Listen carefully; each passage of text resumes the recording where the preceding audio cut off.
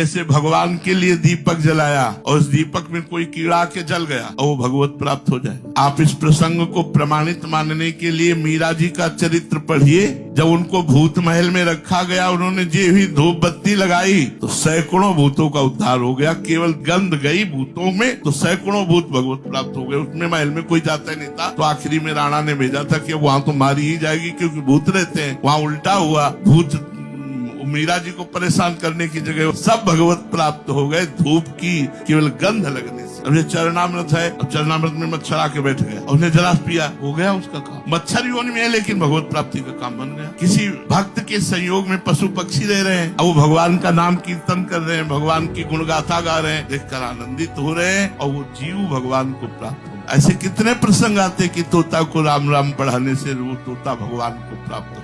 तो जैसे आप 84 जी गा रहे हैं, नाम कीर्तन करें, कोई पशु पक्षी